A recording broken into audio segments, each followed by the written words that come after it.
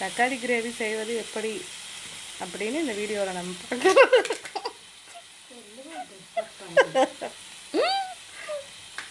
First தாளிச்சுக்கணும். அதாவது கடுகு, வெங்காயம், கருவேப்பிலை போட்டு தாளிச்சிட்டு நெக்ஸ்ட்டு வந்து என்ன பண்ணணும் அப்படின்னு பார்த்தீங்கன்னா, சாரி நல்லெண்ணெய் ஊற்றி தாளிச்சுக்கோங்க. நல்ல ஒரு ஃப்ளேவர் இருக்கும். அதுக்கப்புறம் பார்த்தீங்கன்னா டொமேட்டோ போட்டு ஆட் பண்ணிக்கோங்க. அதுக்கப்புறம் வந்துட்டு எங்கள் ஸ்டைலில் பண்ணணும் அப்படின்னா கொஞ்சம் சில்லி பவுடர், அதுக்கப்புறம் கொஞ்சம் டர்மரிக் பவுடர், கொஞ்சம் சாம்பார் தூள் போடுவோம். நல்லா வாட்டர் விடாமல் நல்லா கிண்டிக்கிட்டே இருந்தால் ஒரு நல்ல குட் ஃப்ளேவர் வரும். அந்த ஃப்ளேவர் வர வரைக்கும் நல்லா ஆயில் வந்து மேலே வரணும். அந்த அளவுக்கு வந்து நல்லா ஸ்லிம்மில் வச்சு நல்லா ஃப்ரை பண்ணிக்கிட்டே இருங்க.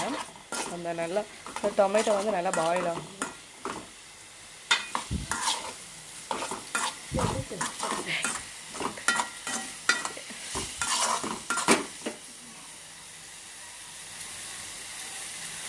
சால்ட்டு நீங்கள் டேஸ்ட் பண்ணி பார்த்துக்கோங்க. சால்ட்டு பத்தலைன்னா லைட்டாக ஆட் பண்ணிக்கோங்க.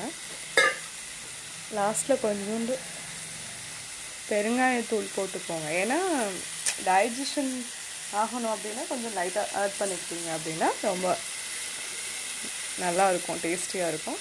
ஸோ அதனால் கொஞ்சம் ஆட் பண்ணிக்கோங்க. இது அம்மா சமையல்.